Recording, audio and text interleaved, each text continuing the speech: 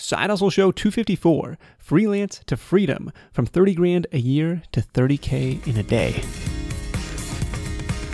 What's up? Nick Loper here. Welcome to the Side Hustle Show. Because your dream job is out there, you've just got to create it. Hat tip to Jared Martin for sharing that one. And it's appropriate because this is an episode about creating your dream job. My guest today thought he had it, at least on the work front, but it just didn't come with the dream job salary. This is Vincent Pugliese from vincentpugliese.com. It was what I was considering my dream job. 10 years earlier, I had started in photography. I'd landed a great newspaper job. I was in Evansville, Indiana, my wife and I both. And it was a beautiful situation. I got to travel to shoot the NFL. I used to cover the Rams and the Colts and the Titans. I shot the Super Bowl with them and all big events. Yeah. But we wanted to start a family. And we were both making, $15 an hour and working crazy hours as newspaper and journalists do. So you don't really think about it too much. You just kind of survive. So here's Vincent, early to mid 30s, baby on the way, 6 figures in debt, most of which is a mortgage, and earning $15 an hour. But this is where the story gets crazy, because fast forward 4 years, he's debt-free, he's still taking pictures for a living, but he's doing it as a freelancer, making more money and working fewer hours. That's freed up all sorts of time to work on other projects like business coaching. He's got a new book called Freelance to Freedom. You can find it at freelancetofreedombook.com, and even an online training course that did 30 grand on launch day, which gave us the hook from 30 grand a year to 30K in a day, from surviving to thriving. Stay tuned to hear how he got it done and how you can apply similar strategies to the skills on your own resume. Notes and links from this one are at sidehustlenation.com/Vincent. It's Vincent. While you're there, you'll also be able to download the free PDF highlight reel summary with all of Vincent's top tips from this conversation. We're talking freelance to freedom today, and as you begin your journey, or maybe you're already a few steps down the path, I hope you're a few steps down the path, there's a tool you're going to want in your toolbox, and that's FreshBooks. FreshBooks is the affordable small business accounting solution built specifically for side hustlers and freelancers. I'd like to thank FreshBooks for sponsoring today's show and really for being a longtime partner of the Side Hustle Show. Invoicing and time tracking is built right in, so when it's time to get paid, think FreshBooks. And as a Side Hustle Show listener, they're hooking you up with a 30-day completely free trial at freshbooks.com/sidehustle. That's freshbooks.com/sidehustle to start your 30-day free trial today. I'll be back with my top takeaways from this conversation with Vincent after the interview. Now, let's set the stage. From Evansville, Indiana, Vincent has just won the most prestigious award in his industry, International Sports Photographer of the Year. That's a big deal. So he's good at what he does. So he goes in to talk to his boss at the newspaper about getting a raise. And the conversation doesn't really go how he expected it to. Ready? Let's do it. So I had my big meeting. This was in June, and Andrew, our son, was due in July. And I sat down, and my boss said, I can remember him rubbing his eyes and taking off his glasses, and he said, I did the best I could. He said, everybody else is getting nothing because budget. He goes, I got you 3% as a raise. Oh. And I looked at him and I said, 3% of your salary might be something, but on $32,000, 3% isn't anything. And he couldn't even laugh, even though with our relationship, he would have laughed because we had a really, good relationship together. Yeah. And he said, there's nothing else. I tried for 4%.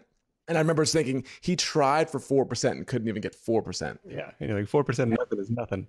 It's nothing. So I still remember like yesterday standing in the door frame of his office and I said, it's over. I said, this is over. And this was like my dream. This was one, it wasn't like some job that I just had. Like this was what I wanted to do. Did you have a number in your head? Like what would have been an acceptable raise? Yeah, if he would have given me 10%, which what I was thinking and expecting, I would have stayed. Okay.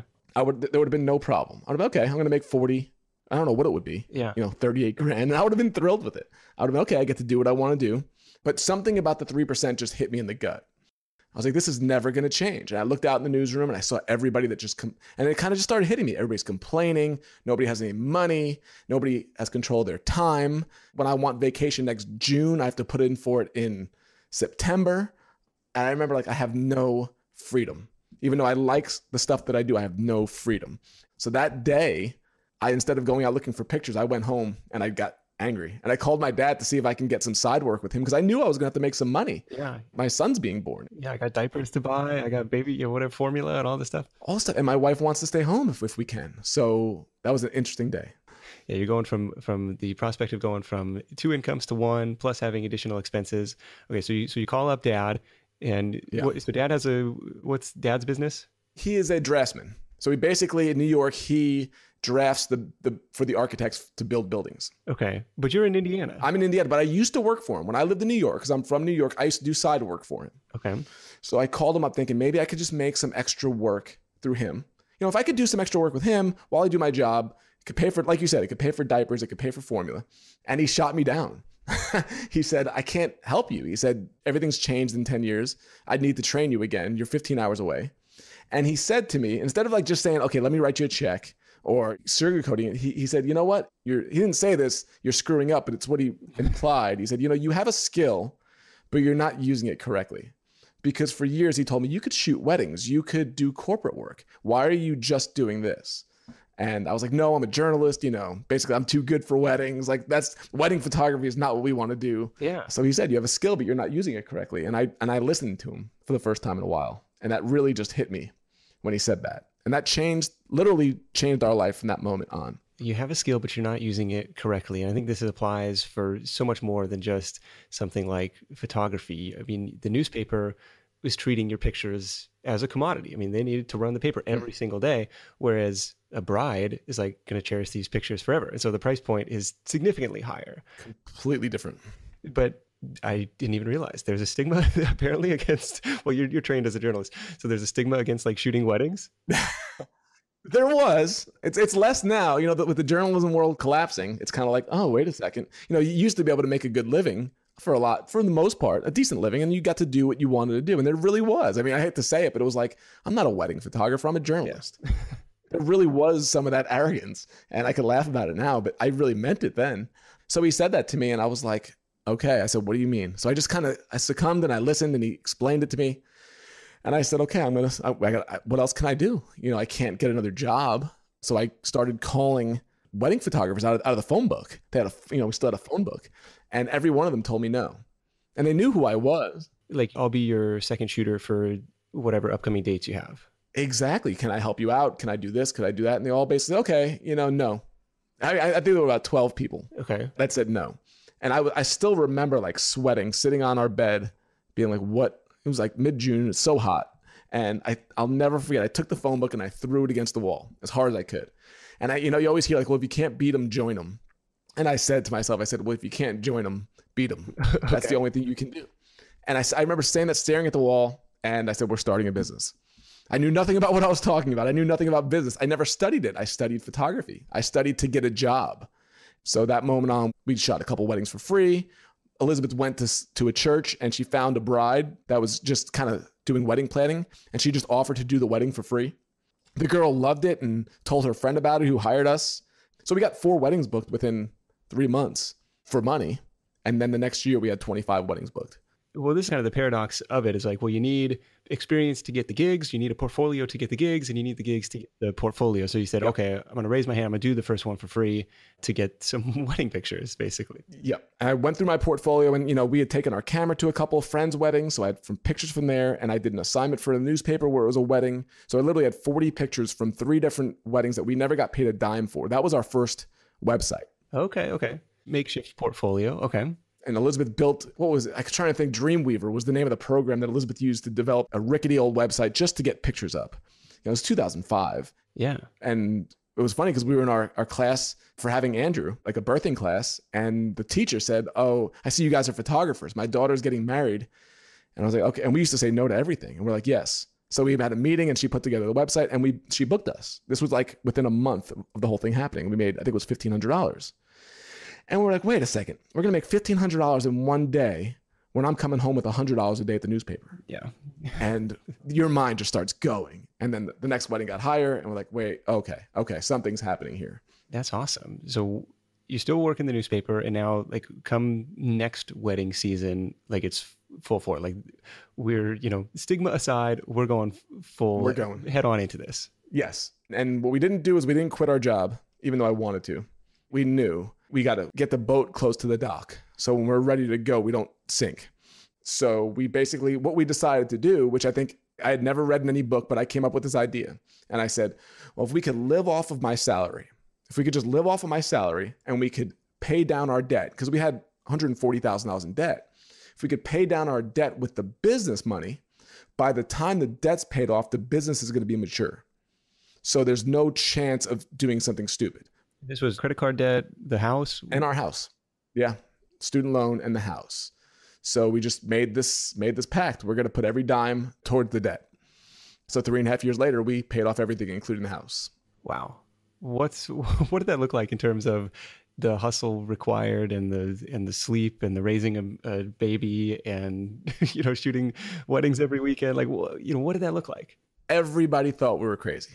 Everybody thought, my mother-in-law, my parents got it a little bit. They understood. I think they saw the pain. First thing we learned was that it wasn't as hard as we thought. It wasn't as painful as we thought. Because as we kind of reduced the outgo and we kind of took kind of some of the luxuries out of our life, we were like, we don't really miss this. We kind of like the simple life. We don't miss it. So, okay, we can sacrifice. Let's just see if we can do a little bit more. And by the time we got there, we got so engaged by it. And then what happened was we started envisioning our future. For the first time ever. It wasn't just, I just want to get a car and I want to just do this weekend. It was like, wait, what do we want life to look like? And that was maybe the most important thing. So we kind of laid out 10 years from now, we might have 2 or 3 kids. What do we want to be doing? Do we want to be shooting 30 weddings a year? And even then we said no, but we want to build this up so we have the freedom to do that. So when we sat down and we kind of described what we wanted life to look like, maybe not what we'd be working on, but what we wanted to be able to do every day, which was wake up and do the work that we want to do. Because we knew work was going to change. We're going to do different things. But I want to be able to not answer to somebody else. I want to not worry about money. I don't care about luxury at that point, but I don't want to worry about money.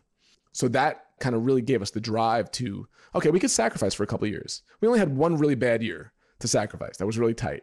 And then it got better. So that's what, it was an interesting 3.5 years, but it flew by when we did it that way. Well, it sounds like it flew by because there was never any time off. Like in the book, you talk about doing 39, 40 weddings in a year. Like that's almost every weekend. That's nuts. 2007, we called it the year of work. 37 weddings. Our second son, Nolan, was born and I was still at the job, but we were also 6 months away from quitting. So I literally had a countdown. I'd walk out of the building. I'd be like 100 more days, 99 more days, 98 more. So I would do that. So I'd use that as motivation. We could have quit sooner. We could have probably done it a year earlier and probably been fine. But I think there was something about the goal of like, let's get everything done. And then the day that we quit, there was no stress. And then 6 months later, the stock market crashed and it didn't affect us at all. We're like, we're fine. We'll be okay. And it's all only because we did that. Because you didn't have any debt. You weren't kind of living beyond your means and you kind of built up this business on the side, this freelance business. Yeah, by the time, I remember when Goldman Sachs, when it collapsed, Lehman Brothers, we had 29 weddings booked. They already put their retainers in. They weren't canceling the weddings. And, we had people tell us, everybody that was in the jobs said to us, like, aren't you worried about the security? And I said, well, here's the thing. Like if one person or 2 people fires us, that's a small percentage of what we have coming in. And then we could always book another one. I said, but if one person fires you, you're done. Yeah. Your income goes to zero. And I don't think they looked at me like they never thought of that before. When self-employment always seemed so risky, I thought employment seemed so risky. That's a really interesting way to phrase it. Yeah, I've got 30 clients. If one of them fires me, hey, it's no big deal. If 5 of them fire me, hey, it's no big deal. We'll still be fine. If you're relying on that one source of income, yeah, that's a little bit of a different position to be in. Okay, the question is, now you're still trading time for money. You figured out how to trade your time for more money through these different gigs. But at the same time, like if you stop working, the revenue stops coming in. Does that bother you at all? Or you're like, I don't mind that? It didn't for years. We kind of just did our thing. We had, Nolan was born and then we moved to Pittsburgh, which we just made a lateral shift. We kind of uprooted our business and started over here. Okay, well, tell me about that because so my wife's side hustle is photography as well. And her and her partner kind of focus on doing wedding stuff. And we kind of talk about it being a location independent skill. You can take your camera anywhere you go, but kind of a location dependent business for your relationship with the different venues and your word of mouth network here in California. So what was that like to like up and root a couple states away and say, well, now we're doing it over here? The idea of it was very interesting to me. My family came for Christmas one year after Nolan was born and they left and I looked at my wife and I said, what are we still doing here? And she said, it's funny you ask because I was thinking the same thing because we had quit the job. The business was going well. But we're 15 hours from my family in New York and we're 8 hours from her family in Cleveland. So what are we still doing here? And I had confidence now we could run a business. And the only thing was our clients are all here. So we kind of decided we'd like to be able to move closer. And I chose Pittsburgh because I grew up as a Steeler fan. Sorry to the Seahawks fans. So I always knew Pittsburgh. I'd shot Steeler games here. I'd shot the NHL draft here, and I knew the city, and I knew it was beautiful, and I enjoyed it. It's hard to get a girl from Cleveland to move to Pittsburgh. Her family's like, "You're going to move. Why don't you move here?" So we went, and she loved it. And we said, "Okay, we're going to do this, but we can't do it yet because we have all these clients for the next year." So we said, "Okay, 18 months from now, we're going to do this. We're going to move in July of 2010. Okay. So I knew we can't just show up in Pittsburgh and get clients. So I learned a very big lesson in terms of relationship building and connections and a network, because we built our network during that time. We basically went out and we got out there in SEO. We got our name built up a little bit in Pittsburgh, and we started getting clients, and we didn't book any of them. We basically took every client that came into us and we referred it out to the 10 photographers that we connected with the most in Pittsburgh. Wait. So you built a website, like a separate website for like Pittsburgh wedding photography? No, we basically changed everything over on our website to Pittsburgh because we had everything booked for the year in Evansville. Oh, okay. Change the SEO targeting on your own site to say, okay, we're in Pittsburgh now. And so you start getting leads. Yep. But we couldn't take any of those leads. Those leads are 9 hours away, and we have a fully booked schedule. So we said, okay, well, we could either just say no, or we could say, well, these 10 photographers here, we really like their work, and they would really be a great referral partner with us. So why don't we just give everything we can to them and form a relationship? Not thinking, oh, it would come back to us. But, in the back of your head, you're thinking, well, that's the way it kind of usually works. So we sent all these weddings out. They started booking these weddings.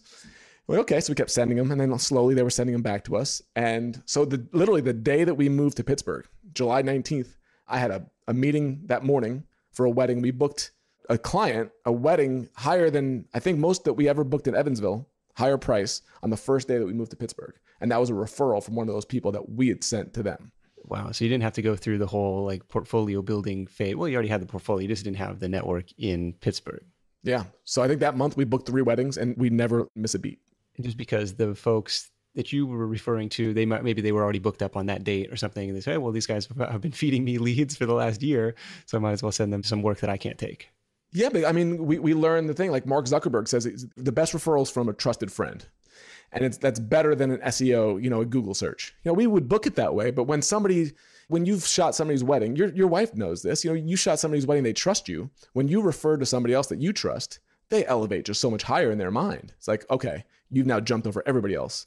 And that helped us do that. So that was, it's going to be my takeaway for you, for your audience too, in terms of deeper. Yeah, that's what got us from Evansville to Pittsburgh without much of a struggle. Well, that's the beauty of wedding photography specifically, is that the age of people who are getting married, they know other people who are getting married. And so, the following year, oh, you got to talk to my bridesmaid and all this stuff.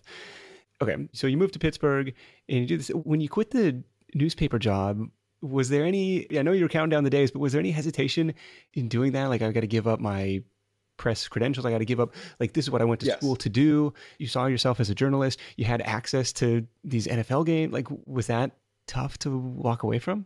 That was the toughest part because I'd been a pro sports photographer for, I don't know how many years, 10 years at that point, 12 years at that point. And I was starting to work on a project. I wanted to shoot games in every stadium and arena in the country. And I had shot in about 60 or 70 stadiums at that point. Okay. And I wanted to keep doing that, but they gave me the credentials. You can't just walk into Heinz Field to shoot a game. Somebody has to credential you to get in there. And I was basically killing that. So I still remember I shot, I used to cover Peyton Manning and the Colts. And I still remember I shot their playoff game versus the Chargers. And if they would have won, they would have carried on to go to the Super Bowl championship game. And if they lose, it's over. And they lost. It's the last game at the RCA Dome. I remember walking out of there thinking, it was the only day I was like, I'm losing this. Yeah. I'm losing this part of my career that I love. But, this purpose was bigger than that. And I always knew if I want to, I can get back into it through freelancing, through not through a newspaper, but through some wire services. So I kind of put it back. I put that dream on hold for a couple of years. And then once we got to Pittsburgh, developed connections again. And, now I've shot in over 140 stadiums, 80 since then. So it's continued. You thought that part of the work was maybe going to go away, but it turned out to not be that big of a deal. Like, you were able to get access to get credentials through other sources. Like, how did that work? It actually got better because, it comes down to relationships that you've built, people that you've met in the industry. I make it a very big point of my every day to reach out to people that I haven't spoken to, just to connect without expectation, just see how they're doing. send referrals their way and review their stuff. Like if they have a book or if they have a website, just do stuff like that. I heard something one time and they said, give more than you ever expect back before you ever ask for anything. And I was like, I love that. That's really interesting to think about, because most people, they get desperate and they need money or they need a job. So they'll call you up out of the blue and like, oh, can you help hook me up with this? I'm like, I haven't heard from you in 4 years. Like, it's probably not going to happen. But if you just reach out to people, see how they're doing, send them a thank you card, stuff like this every once in a while. When you do say, hey, because my buddy Brian works for ESPN, and it was about 3 years ago, I wanted to photograph LeBron James with the Heat. I hadn't photographed him with the Heat. And he's a producer for ESPN. And we've kept in touch. And when he was in New York, I connected him with my brother, who got him in backstage for a Broadway show. Just kind of, you just kind of learn this. I didn't grow up thinking like a giver. I had to learn this. So we did stuff for him whenever you have a chance. And then I messaged him and I said, any chance I can shoot game 5 of the conference finals with you in Indy? And he goes, come on down. That's all he said. Okay. Press pass waiting for me. The next day I'm 2 feet away from LeBron James. I'm like, wait a second. This is actually something that you can learn. Yeah. So what's work look like for you today? Are you still doing weddings every weekend with the kids? Like, get a babysitter for the kids? It sounds like you're still doing some travel for sports shoots and stuff like that, but curious what the hourly input is looking like today. Yeah, it's a mixed bag. We just finished our last wedding of the year on Saturday. It was our 5th wedding of the year. we did 5 weddings this year. Okay. Which is dramatically down from the past. I still do some corporate work. What's an example of a corporate shoot? What is that? Like corporate events, like at a company, like some big corporations, Giant Eagle here in Pittsburgh, they hire us to do it. Like I have one on Thursday, but we don't do a tremendous amount. What I try to do, basically, I know how much we need to live on. And when that number can be low, we can really make the decisions that we want to work. So we don't have a mortgage, so it makes it easier. So you're able to kind of sell the house in Indiana and pay cash or whatever in Pittsburgh? Yeah. Yep. In the Freelance to Freedom book, Vincent laid out an acronym called FRUIT to help you figure out your monthly living expenses. FRUIT stands for food, residence, utilities, insurance, and transportation. You add them all up, and that's your FRUIT number. And obviously, the lower your FRUIT number is, the less you're going to have to work, and the easier it's going to be to ultimately achieve freedom over your time. Once we had no debt, we realized that number was about $3,000 a month. And I was like, wait a second, that's not that hard to do. If you can reduce that, then everything else is bonus. That's when everything gets good. So what we decided is we want to have multiple businesses that do that at the same time. So if the weddings slow down or we decide not to do weddings, it doesn't hurt us. If the coaching slows down or we decide not to do it, it doesn't hurt us. You have affiliate links, you have online courses. We want it to be where we have 6, 7 different things that could fill that in. So that's been over the last 2 or 3 years that we've started thinking more like a business and less like a freelancer. Okay, so you've transitioned in from doing these, I'm going to come do this shoot for 10 hours and I'm going to get paid for my time and deliver you the pictures, to more time leveraged businesses such as the online courses. Are you creating content around this stuff? Like, you don't have an audience that is turning to you and saying, well, I'm going to learn photography from this guy. No, because we never wanted to teach it. I would say the biggest mistake we made in the process, I was talking to people recently about this, is we always had people asking us about photography and we never wanted to teach it. We're like, no, that's not for me. I want to shoot. I don't want to teach. And if we would have started this back in 2010, like so many other people did, we would have one of those things where everybody knows about it. We never did that, which was a failure on our part. You learn. But another thing that I learned was collaboration. And this is the hardest part as a freelancer. It's like, I do it all myself. I don't want to collaborate. I want to run my own thing. But I met a guy named Kyle Schultz who runs a thing called Schultz Photo School. And he basically teaches parents how to take better pictures of their kids. It's a very successful business. I met him. I was in a mastermind with Aaron Walker and we went to a retreat. And it's funny because we were each telling about our vision and he told about his business, about this Schultz Photo School. And I went and told about my business and about my one-shot project to shoot in all these stadiums. Okay. And he was sitting right behind me. And we sat down and we looked at each other and I said, I have an idea. And he looked at me and he goes, yes. And I laughed and I said, you don't know what I'm going to say. And he said, okay, go ahead. I said, I should do a sports course for your school, because he never taught them any sports photography, but you have all these parents that struggle with taking sports pictures of their kids because it's blurry or it's out of focus. So he's like, that's exactly what I was thinking. Let's do it. Okay. And just like that, the idea had started. And so that solves your audience problem. That solves my audience problem because he has a huge email list. So I get to create the content and he does the funnels and that. And we teamed up and kind of like peanut butter and chocolate coming together. And all of a sudden you have a Reese's peanut butter cup. That's kind of what happened. So I didn't, as much as I should have built the audience, the other thing that I learned was like, if you have a skill that you could bring to somebody else, you could use other people's audiences as a collaboration. Okay. Well, tell me about making this course. So you filmed this thing. What did that look like? I mean, that's still like a daunting process to try and make from scratch. Like, are you using your own kids as guinea pigs? Like, what's going on? No, basically, the thing is, I had written an outline for this course 2 years earlier. I basically said, I'd heard about doing these. I would follow Dan Miller, and he always talked about Swiss dollars, like sales while you sleep. He goes, I am not a fan of trading my time for money. I want to do it where I'd make something once and I could sell it 1,000 times. Okay. And for years, I'd be like, what does that even mean? I have no idea how to even relate to that. I don't know products or digital. And then once we decided that's an idea, I kept hearing his voice saying this. And I'm like, okay, wait a second. I wrote an outline for a sports photography course. I wasn't thinking for parents. I was thinking for beginning photographers. Okay. To kind of like do what you did, like to get on the sidelines at stadiums. Yeah. Never thinking, oh my goodness, there's about 2 million parents who want to take better sports pictures of their kids. They don't want to make a business of it, but they just want to take better pictures. Never thinking that this could be an option until I saw Kyle's business and his model. I'm like, wait a second, there are some people out there that probably would want this. So I took that outline. Elizabeth and I sat down. We spent one day and we wrote an outline to it, but based towards a parent and not towards a photographer that knows everything about, their cameras and stuff like that. Okay. This is for somebody who really composition, lighting, their camera settings, things that they might not get. So we wrote that out and presented the modules to Kyle. He loved it. We got together a couple of different trips and laid out the outline of the course. And then we got about setting a recording. And then over a couple months, we recorded. Is it you on camera? Is it you talking over PowerPoints? What's on camera? Yep. I actually got PNC Park here in Pittsburgh where the Pirates play. I got him to this is the power of relationships. We got to film the first couple of modules in the dugout at PNC Park, which was a fun start to the course. Awesome.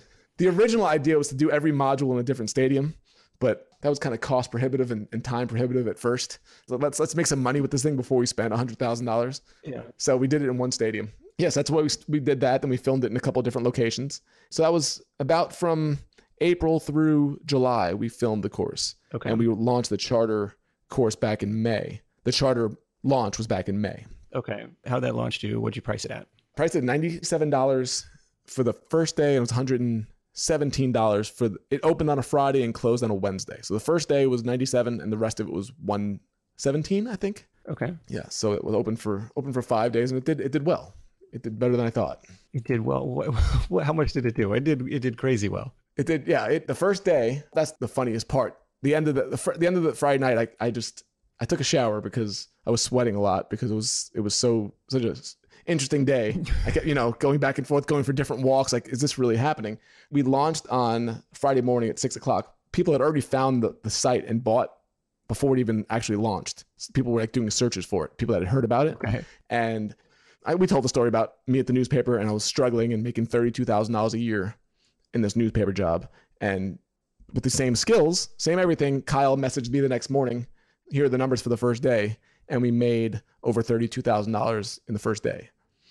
And I was like, isn't that ironic how that worked? It wound up bringing in $52,000 for the charter launch. So a whole different world opened up, but it was the same skill and mindset that took me to shoot the pictures that we could do the same thing to build a course from. Yeah, a whole different world, man. That is nuts. 30 grand in one day. Of course, you got to split that with your partner in crime, Kyle. Yeah. But now you have an asset that you can sell over and over again. Like, it's not going to go out of style. The tools may change, the concepts and skills remain the same. What's next? Are you kind of turning that into that's the thing with courses. Is it an evergreen course people could come and buy at any time? Or is it like... No. We're actually in the middle of a launch right now. Oh, okay. We're in the middle of our fall launch that closes tomorrow. How's it doing so far? It's going well. It's not going the way the first one did, but we didn't expect that because we didn't have a whole new list to work from. Okay. So in terms of, we did affiliates, in terms of stuff like that, where it worked, it's going very well. Everything that we had expected has happened. But the point of this launch was just to get it out there. And then in 2018, when we start doing more of a webinar-based thing, where we teach it that way, and then people come in, it can happen every day now. There could be a webinar every day. So the whole world, in terms of, it's not just about 2 launches anymore. It's just continual. So if people find it, they can go learn a free course from us. And then if they want to buy, they could buy. If not, they can just continue getting updates on it or nothing at all. So it's very low pressure. I like it. Man, that's nuts. Congratulations on that. Thank you. Okay, so you've got the course, you got the freelance biz, you started doing some coaching from vincentpugliese.com.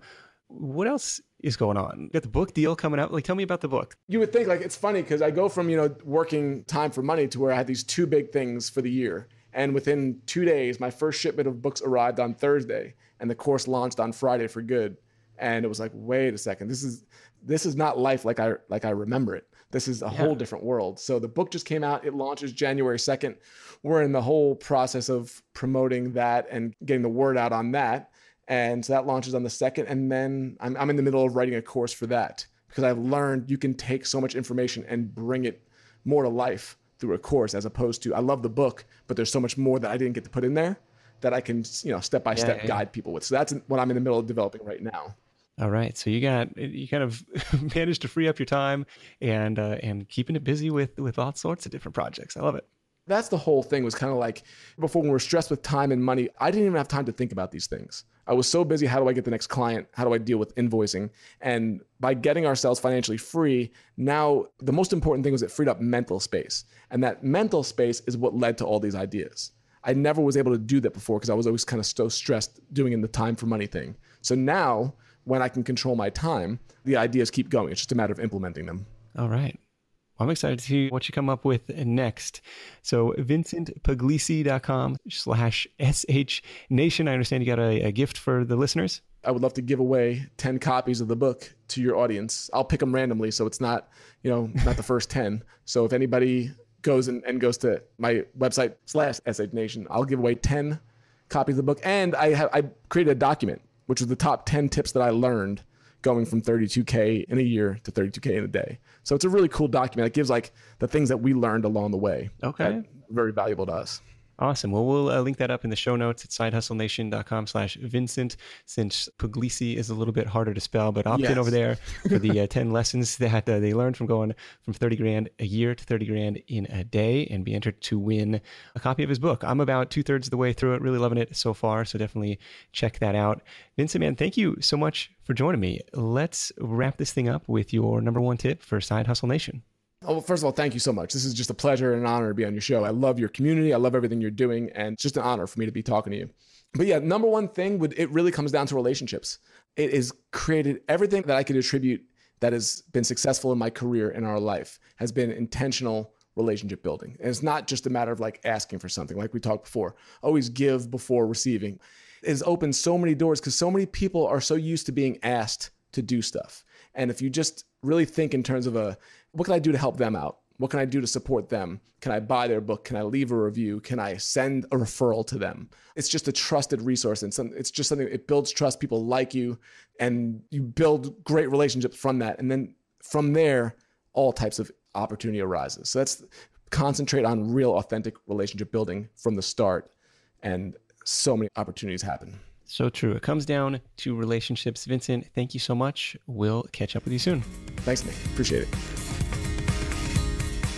All right. I hope you enjoyed that conversation with Vincent Pugliese as much as I did. I met Vincent at Podcast Movement in August, where we bonded over some late night nachos. But as you heard, a very inspiring and very relatable dude to talk to. So we actually recorded a short bonus round of Q&A. I'll play those for you after my top takeaways from the call in just a moment.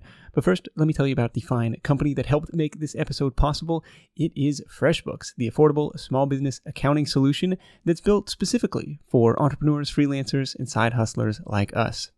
In your business, you probably know the awkward and maybe exhilarating feeling of wearing all the hats, from marketing to sales to accounting to customer support. And you heard Vincent say it, shoot, I'm a freelancer. I'm used to doing everything by myself. Where FreshBooks comes in is in trying to make that accounting hat fit a little more comfortably. I've been a FreshBooks customer for years, and the reason is they just make life easier. I can draw up a professional-looking invoice in under a minute, send it over, and get paid. If you haven't already, check out the freshly redesigned FreshBooks platform. They've gone through feature by feature to make it even more intuitive and easier to use. In addition to invoicing, which was the feature that drew me to them in the first place, they've got time tracking and expense management tools built right in, and the handy FreshBooks mobile app works wherever wherever you do. See how the all-new FreshBooks can save you time dealing with your paperwork so you can go out and spend more time making your hustle happen. Visit freshbooks.com/sidehustle to start your 30-day free trial today. That's freshbooks.com/sidehustle and enter the Side Hustle Show in the How Did You Hear About Us section.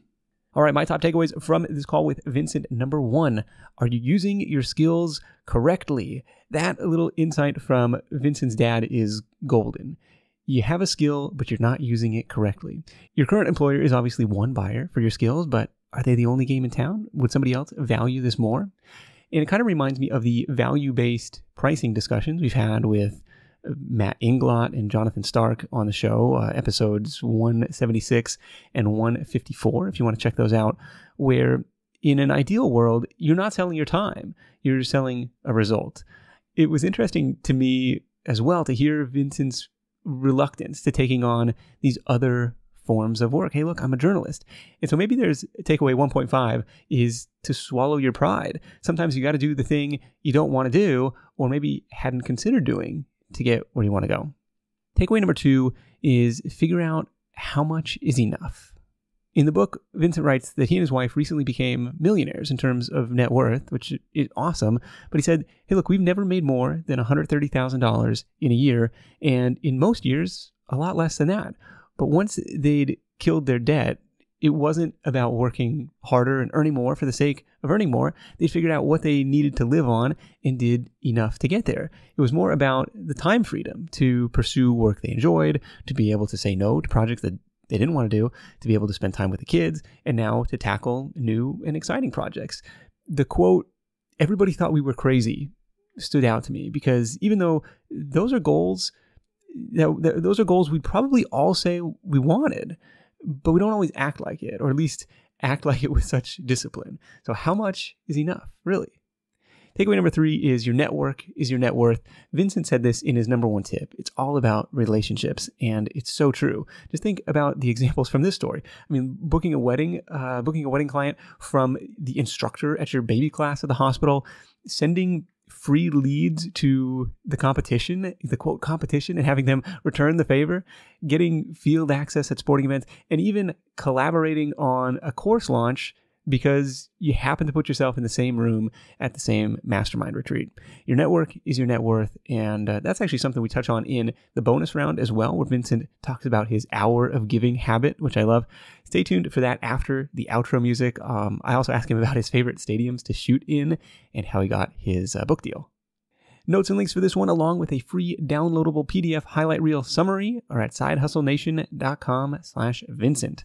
That's it for me. Thank you so much for tuning in. Until next time, let's go out there and make something happen. And I'll catch you in the next edition of The Side Hustle Show, where you'll meet a friend of mine who I met on Fiverr, of all places, but who's actually started a pretty awesome side hustle, making 5 figures a month, talking about air conditioning. Hit the subscribe button in your podcast player app, and it'll be automatically beamed to your device next Thursday morning. I'll see you then. Hustle on. Thanks for listening to The Side Hustle Show at www.sidehustlenation.com.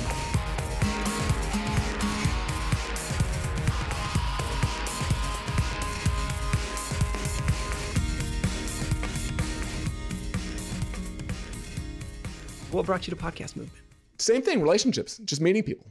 I'm going to do a podcast for the Freelance to Freedom. I bought Pat Flynn's course, so I've been going through that, and I'm learning from that. Okay. It's very good, but I don't think it's necessary. But, that's another one of those things where he's helped me out a lot, and I want to support people with their products. So, I bought it. He asked for a review for it, so I did a video review for it. And then he wound up endorsing my book. Nice. Which was sweet. Yeah, well, yeah, I saw that. I was like, man, you got a little inside jacket blurb from Pat. That's awesome. I know. It was the type of thing where it all comes down, like, this is a big part of the course even too, is how to do relationships authentically. Because I think so many people do it incorrectly. I get these questions like, how do you get Dan Miller and Seth Godin? And it was all the same way. Like Seth Godin, I love his work, so I support his stuff. He has a conference in New York. I go to it. Then you get to meet him, and then you email back and forth. And I know so many people that got their book rejected from him. And I emailed him. I said, would you have any interest? And he said, send it over. And then the next day I had an endorsement from him. I'm like, how'd that happen? Wow. And it all happens because you invest beforehand. So yeah, I think it's just a huge part of it. Yeah, that's pretty cool stuff. When's your next shoot? Thursday Thursday, Nick, I have 2 more shoots for the year. I have 2 more. Oh, we didn't even talk about the trip. Like that was kind of the big part. Like we're leaving January 9th for 3 months to go on the road as a family. Wow. Where are you taking off Yeah. to? Or just around the country road trip? Yeah, we got a house in Tucson for a month. And then we have a house in Oceanside, California for a month. And then we're picking the 3rd month. Okay. So as soon as the book launches, we're out of here. We're getting out of the cold. Taking a vacation. And you can homeschool things, so you can do it. Yeah, we could do that. That's because honestly, if we had longer to talk, it's like that's what led to the homeschool idea. Like we have this freedom, but the only thing holding us back is they're in school, and we don't really like the way school is going anyway. So why don't we do this ourselves? Yeah, it's one of the depressing things. Like for our friends who have kids that are a little bit older, they're like, "Well, we can travel, but we can only go like these weeks." We're like, that's obnoxious.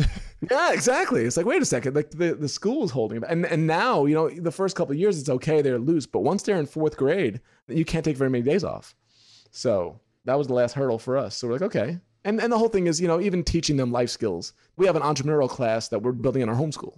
We talk entrepreneurship every day in homeschool. We talked about the course last night in terms of if this happens, if that happens, because I don't want them to kind of go through the whole indoctrination that I did, that by the time you're 20, you can't think for yourself because you've been told what to do your whole life. Yeah. Such an important skill. Yeah. To reverse that thinking and say, look, you're going to be in charge of making your own way more than likely. Yeah. Because those jobs are going way that way. It's much more of a freelance entrepreneurial world. But we're not teaching kids to do that. So I don't want them to learn that when the bell rings, you just run. You just go to the next school, go to the next class. Like that's the way you train people to be subservient and to be employees. Like, okay, I guess you have to do that. That's life. My kids, like if you don't get your work done, you don't play outside. That's the way life works. If you don't work, you don't get to play. So you get your work done sooner, you get to go outside sooner. So, some days they get it and their work's done by 10 o'clock in the morning. Some days they're throwing a fit till 4 o'clock. It doesn't, either way, you're not going outside till it's done. So yeah, it's got its ups and downs, but it's definitely worth it. What's been your favorite venue to shoot in so far? Oh, that's such a good question. And I don't have a great answer for it. I loved the San Francisco Giants baseball stadium. I love that. New Orleans has a place in my heart because I shot the Super Bowl, my first Super Bowl. That was the game where I felt like I made it. When I walked on the field, when the Patriots played the Rams. Okay. Right after 9/11. U2 played the halftime show and Bono was right next to me. And I was like, what is going on? Like I'm on the field of the Super Bowl. Like how did this happen? There's so many good ones. Like we talked about, the ones in San Francisco and Oakland were depressing. The Oakland Stadium is not the nicest in the world. Oh, it's awful. It's awful. So how many are left on your list? There's about 40, but I think they just built a couple new ones. Like Atlanta has a new football stadium, a new baseball stadium. Yeah. And then it's going to go to college because there's so many great college stadiums. Well, gosh, it's going to be years to go through all the college stadiums. I'm going to be 90. I'll be in a wheelchair. And they're like, just shoot your stupid picture so we can get you out of here already. I'll have my cane. Yeah, college. Because it's only Saturdays. It's not like baseball. I could do a 5-day baseball trip and hit 5 different stadiums. Yeah. The plan was, literally the plan was, Nick, for this trip was to be out there so I could shoot the Rose Bowl January 1st. And then they came up with January 2nd for the book release. And I was like, I can't do that. I got to be here for the book release and then I can go. So next year we'll be out there for that. So did you pitch publishers or how did you get the book deal? Well, that's the funniest part is that's the relationship thing. We could do a whole different episode on it because I joined Aaron Walker's mastermind and I'm writing this book and I have no expectations for anything with the book. This is just kind of like a pet project of your own, in the back room kind of thing. Yeah. We were on vacation and Elizabeth's like, you got to write this book. You got to finally, you keep talking about it. So I went to write it. And I'm thinking everybody writes a book and nobody gets published. What are you going to do?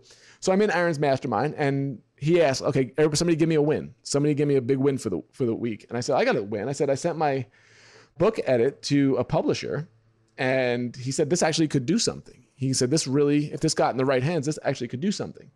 And Aaron said, he goes, well, how are you publishing this? And I said, I don't know, self-publish. How else do you publish? He said, well, if I could introduce you to a publisher, would you be interested?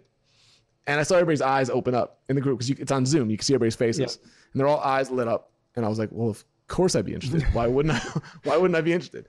So I went to a doctor appointment that day and I came out of the appointment and there's an email from him to David Hancock, the publisher of Morgan James Publishing out of New York. I'm like, that's interesting. And David's like, okay, let's set up a time to call. Here's my calendar. So I set up a time for the next day. And it's supposed to be a 15 or 30 minute call. It turned out being like a 90-minute call. And he loved everything. He said to me, he goes, what's the proposed title of the book? Meaning, what's the title of the book that I'm going to change? Because they probably hear so many different titles that aren't good. So I told him the title. He goes, I like that. Okay. So I told him my story, and we had a very relatable story. He goes, okay, send me the book. I'll have my team of 5 editors look at it. He goes, we get about 5,000 books a year. We only publish 140. So the chances are very low, but send it along. And then 3 weeks later, I got an email. They're supposed to let me know on Friday. And on Wednesday morning, I open up my email to go to work, and Elizabeth's upstairs doing homeschooling with the kids. I came upstairs and I said, read this email. Is this real? And she's like, oh my God, it was a contract from Morgan James. And I was like, you got 19 days after I talked to Aaron, I had a book deal. Only publisher that I sent to. Well, that's awesome. And I'm like, what is going on? This is not I'm supposed to get rejected like 50 times first. But like you said, relationships. It's so key, and people abuse it. If you spend an hour a day just on, like you'll see in the book, I'm not sure if you got there, the hour of giving. Like I do it every day. I'll take an hour and I'll leave reviews and I'll do all the stuff, send thank you cards, just start the day off not thinking about myself, thinking about others. Because it's hard, we're selfish creatures, and I am. So it's like I have to start the day. What are you doing for other people? So it makes your stuff less important, not thinking about all the time. But that stuff, that leads to more progress than my 8 hours of working on my own stuff. Yeah, the hour of giving, and now with the hindsight of being at this for 12, 15 years, you can kind of see like, okay, that stuff is really what pays off down the road. It is. And I wish I would have learned that earlier. Because it was always like, just like everybody else, no, I need to worry about myself. I need to get my bills paid. But nobody wants to help you when you think that way. They want to help you when you're a giving person. And I'm not a naturally giving person. I am a naturally selfish person. It's like what? So this was a hard thing for me to change. And I'm like, I just want this to actually be how my mind works from the start. And I have to train myself to do it. I know it sounds bad, but it's just true. It's just the way that I've been wired. I think a lot of people feel the same way. Now that's a little bit of rewiring, forcing yourself to do it every day. That's an impressive habit. I'll commend you for that, because it's not something that comes natural to me. No, but what's funny is you wind up loving it, because you get better response from doing that than when you do stuff for yourself. It's like, wait a second. Okay. It's not about me. I'm helping them out, making them feel good. My buddy Ken, his son just wrote a book. He's 12 years old, put it on Amazon, and we bought it. It's like $3. And I looked at my thing yesterday, and there's his book. It has no reviews. I'm like, crap.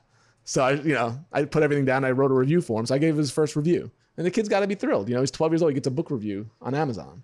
It's like, man, if we could just teach that stuff, the world would be a better place. It's so true. Well, Vincent, man, thanks so much, man. We'll catch up soon. Let me know when you're out in California. I'll do the same if I ever find myself out in Pittsburgh on my stadium quest. I've got that's right, 19 down, maybe 10 or 11 to go. Oh, I didn't know you were on a quest. Only Major League so far. Major League Baseball. Have you been to Pittsburgh? I have not been to Pittsburgh. Okay, where's the next one to go to? I'm missing a lot of the Midwest. Okay, yeah, it's either one or the other. If you're out here, you miss all the West Coast. Yeah. If you come out here, we'll do a little tour if you want to spend a couple of days, because maybe we'll get you in as an assistant. Yes. Football is the best. Football is the best as an assistant because you're on the field walking around. Okay. That was the one with Michael O'Neill, when we did that. Yeah. He was like a 9-year-old boy on the field.